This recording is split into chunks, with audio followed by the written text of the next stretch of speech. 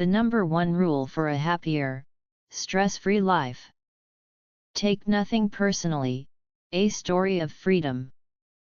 Life is full of moments where people say things, do things, and react in ways that can leave us questioning our worth. Many of us carry invisible wounds from words spoken in anger, rejection from loved ones, or criticism that feels deeply personal. But what if we learned to take nothing personally? What if we understood that people's words and actions are a reflection of their own reality, not ours? This is a story of how I learned this powerful lesson and how it transformed my life. The early years, seeking approval. As a child, I always sought validation from those around me. Whether it was my parents, teachers, or friends, I felt an overwhelming need to be liked and accepted. I excelled in school, not just for the sake of learning but because good grades meant praise. I was overly accommodating in friendships, afraid that speaking my mind might drive people away. Every negative remark or perceived slight felt like a personal attack. One moment that stuck with me was when I overheard a classmate say, "She's so annoying." It was a simple, careless comment, but it played on repeat in my mind for days. I dissected my every action, wondering what I had done wrong.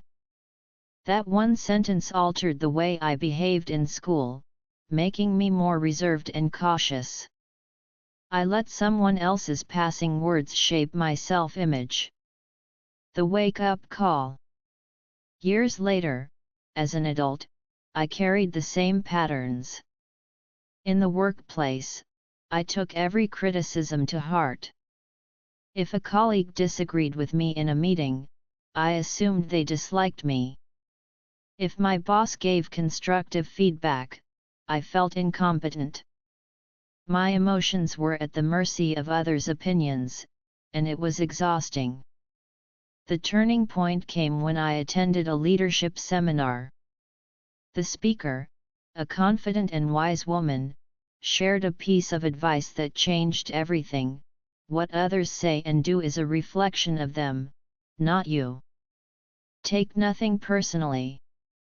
She explained that when people lash out, dismiss, or criticize, it often has more to do with their own struggles, fears, and perspectives than it does with the person on the receiving end. She urged us to detach our self-worth from external validation and to stop internalizing things that were never about us in the first place. The challenge of change. I left that seminar feeling enlightened, but breaking the habit of taking things personally was easier said than done. The first test came soon after when a coworker snapped at me during a stressful project. My initial reaction was to replay the incident in my head, wondering if I had done something wrong. But then I paused and reminded myself, this isn't about me. Instead of dwelling on it, I chose to observe. I noticed that my coworker had been under immense pressure, dealing with tight deadlines and personal struggles. His reaction wasn't a reflection of my worth but of his own frustration. Once I stopped taking it personally, I was able to respond with understanding instead of defensiveness. That small shift made all the difference. The power of letting go. Over time, I applied this mindset in various areas of my life. When a friend cancelled plans last minute, I no longer assumed they didn't value our friendship. Instead, I understood they might be dealing with something unseen. When a stranger made a rude comment, I recognized that their negativity was theirs to carry, not mine. One of the most profound moments came when I encountered an old friend from high school. She had always been distant, and for years I thought I had done something to upset her. But as we talked, she opened up about her struggles with anxiety and self-doubt. Her detachment had nothing to do with me, it was her own battle. I had spent years taking something personally that had never been about me at all. Finding freedom. The moment I truly embraced the philosophy of taking nothing personally, my world changed. I felt lighter, more confident, and at peace. No longer did I allow the moods, words, or actions of others to dictate how I felt about myself. I realized that everyone sees the world through their own lens, shaped by their experiences, beliefs, and emotions. Sometimes people project their own pain onto others. Sometimes they speak without thinking. And sometimes, they simply have different perspectives. None of that defines me. Living by the lesson.